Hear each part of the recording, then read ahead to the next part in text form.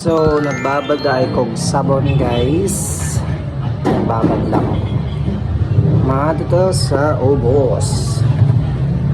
Ang taon natin. Kinsa diri ang nagpasaway sa atong kusina.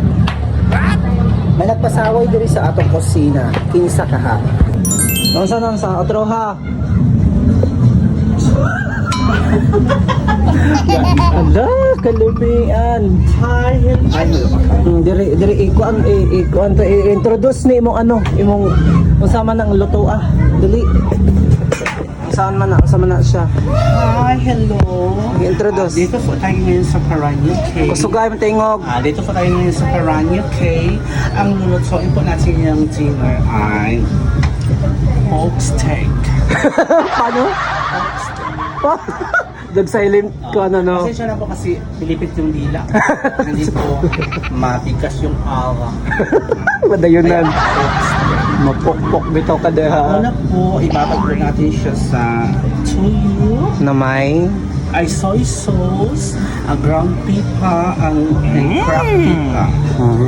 Then, we have onion and garlic and soy sauce.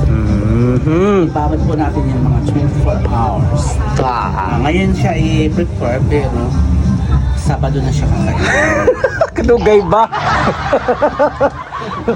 Nga ni prepare pero Sabado pa kakainin. Sunod May tayo. nakalimutan po tayo. Oo, sa pa. Meron pang calamansi. Kailangan po natin yung calamansi. Giyon sa man mo dang kalamansi, hayman siya karon. Ay, wala na po kasi nanguya ko na. Giubos giya. Ilang piraso 'yon? Ang mga, I think, 1/4.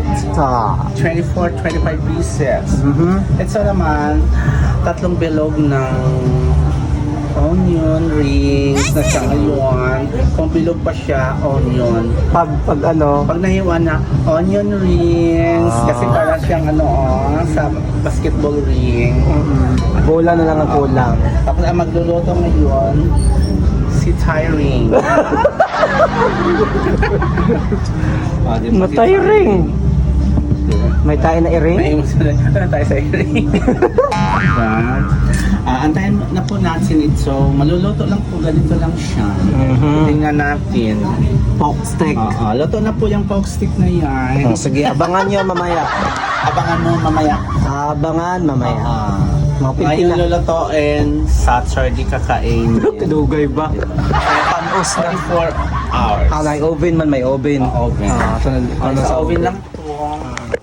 Okay,